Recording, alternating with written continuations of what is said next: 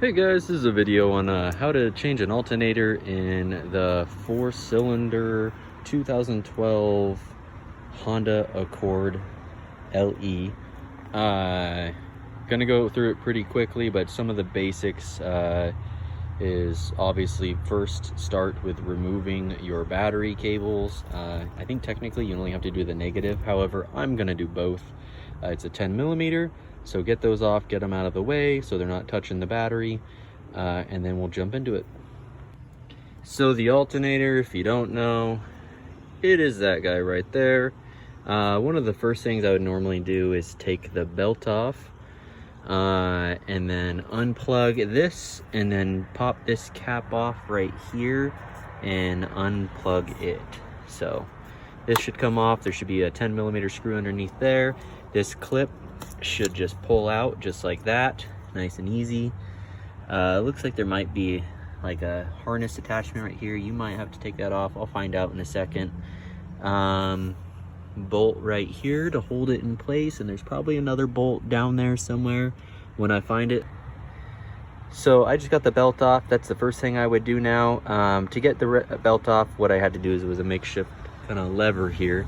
That down there that I have the end on is the tensioner pulley, and that's how you take tension off the belt. So you want to pull the top of it towards you. So what I did here is I attached 2 wrenches. You can usually rent something like this at AutoZone that works way better. It's called I think it's called a belt removal tool or something like that there, and you basically get it for free. You just put a deposit down and get your money back. But this will work too if you're in a pinch. I don't want to go to the store. So you pull on that, it gets tension off the belt.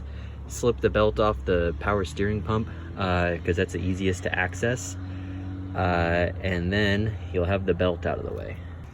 All right, I didn't mention, but the idler pulley, or the tensioner, idler tensioner, is a 14 millimeter, just so you know.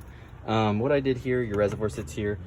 Unscrew your reservoir cap, shake it out, take it off to the side, because you need a little bit of room right here in order to get that out.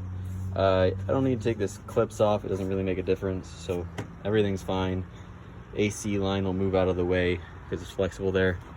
Pull your reservoir tank out. I feel like it's not supposed to be that color. Who knows?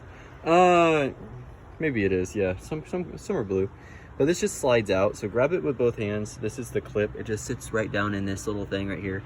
No bolts required. Pull that sucker out. Be careful, don't spill it everywhere. You don't want your engine smelling like coolant. Now, I just broke loose my 14 millimeter. It's the first bolt that's underneath here. If you go completely diagonal across the top bolt, which sits right here, which I already took out, that's the 12 millimeter. So diagonal across that, you will see the 14, or you feel, you can't see it, feel down there, 14 millimeter. To get an idea of how far it is, here's the new alternator. So your 12 goes through this one, this is your pulley, and then, you know, about 4 finger distance away from that, that's where you will find your 14 millimeter. Okay, just so you guys know, 12 millimeter goes up top, 14 millimeter goes on the bottom. Don't forget that. That is the hardest bolt I've ever tried to pull out. I took all my force to pull up on that, and there's not really room for an impact gun or anything like that. So be patient, pull on it, maybe get some PB blaster if needed. I probably should have used some on that. Once you break it loose though, you should be able to start getting it by hand, as long as yours isn't too rusty. Mine feels like it's coming out pretty easily. Also feels like I might have broke it, but I really hope that's not the case. We'll find out in a second. It's like the moment of truth. It doesn't feel like they left a lot of room for that bolt to slide out, but there is. And guess what? I did not break mine, although it felt like someone put some kind of sealer on it. Man, was it stuck in there. All right, got that out. So now you should be able to wedge this sucker. Oh, look at that. Wedge this sucker down just like that. Pull off the cap to where the positive goes. Stick a 10 millimeter in here and get that off. I'll be back. All right, so once you get that 10mm bolt off, this slides off out of the way. However, right down here, there's another 10mm that is holding this bracket on that holds your wires. So go ahead and get that off. That 8mm, or that little bracket down there, was a 8mm, not a 10mm. After that, you are free. Everything should come out, but you will have to wiggle your life away to get this out. So patiently and hopefully not angrily wiggle this sucker out till it comes out. Like I said, there's nothing else holding it in except for the fact that it might have been sitting in there for hundreds of years, who knows. All right, after much wiggling, I finally got that thing out of there. Just had to wiggle forever.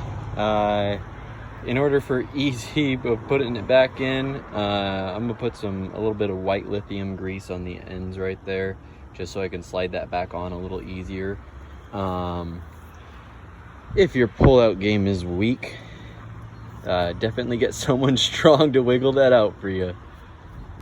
Now we're gonna put the new alternator back in exactly how we pulled out the old one. So these bracket here is going down. Go ahead and put your 14mm bolt back in that. Hand tighten it. And so you still have some wiggle room there. That way it'll swing on it. And then you want to connect your bracket back up and then the positive back up. All right, of course, to get your alternator back in there, you are just reversing the steps that it took. So start by placing the bottom bracket, the 14mm, in there, get it situated. Mine went in actually super easily and actually had some wobble in it until it tightened down. However, I only got it in there. I started the threading, then I went and put the bracket for this wiring harness in. I put the positive cable back on and tightened that down. I left this off for the time being. Then once I got it in place, I put this one on, just loosely threaded it back in. I tightened the bottom, I tightened the top, double checked, plugged this in, and then the pulley, got the belt back on. Make sure when you're getting the belt back on, it is flush and square everywhere. It's not sitting over.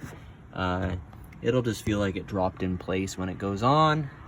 Then put your reservoir back in, put that back, and plug your cable back in and start it up. Make sure your battery's charged. If this helped you, please like, comment, subscribe. If this was one of the more irritating alternators you've done, please comment and tell me about it. And if you hated this job as much as I did, subscribe. All right, thank you.